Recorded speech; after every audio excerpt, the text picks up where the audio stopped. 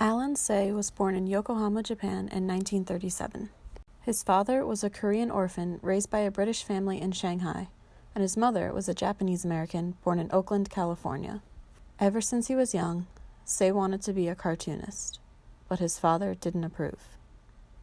It was disgraceful to want to be a cartoonist in those days. For a middle-class household to have the first son who wants to be an artist was a disaster, especially to my father, who was a very successful businessman, and never got over it.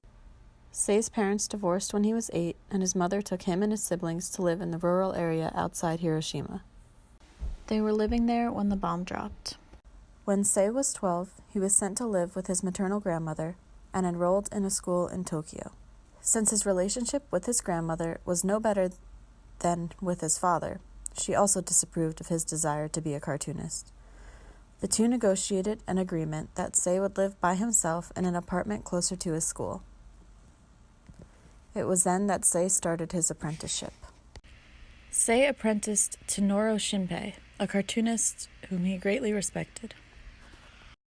Noro Shinpei, who is Noro Shinpei? He was one of the most famous post-war Japanese cartoonists, and happened to be my favorite cartoonist.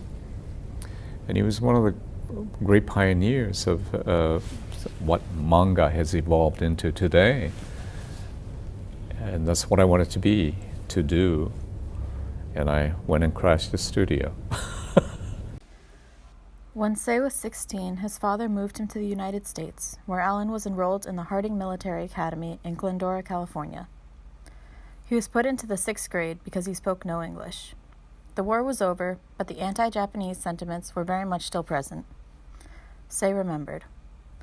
On the weekends, parents in Packards and Cadillacs would come to pick up their little soldiers, and they'd say, "What's that Japanese kid doing here?" The school realized I was a liability, but they didn't know how to get rid of me. He was eventually expelled for smoking cigarettes, and shortly after, Sei enrolled himself in Citrus Union High School in Azusa, California. Sei worked as a commercial photographer for 20 years before he began his career as an author and illustrator by accident. He started first by doing illustrations for a friend's book, and then he realized that he could write a better story than the one his friend had written. For years, Alan Sei continued writing and illustrating children's books on a part-time basis. But it was while illustrating The Boy of the 3-Year Nap, winner of the 1989 Caldecott Honor, that he was reminded of the joy he felt during his apprenticeship. Since then, he has written and illustrated many books, including Grandfather's Journey, winner of the 1994 Caldecott Medal. It was after Grandfather's Journey that Sei remarked, "I finally realized I could make a living doing this." Alan Sei writes about experiences and culture he knows. He was inevitably attracted to exploring the divide of his Japanese youth and his American coming of age. These and other similar personal and family experiences form the heart of his books. Many of his books detail the experience of Asian immigration to the U.S. Others, like The Bicycle Man, center around living as a child in Japan after the war.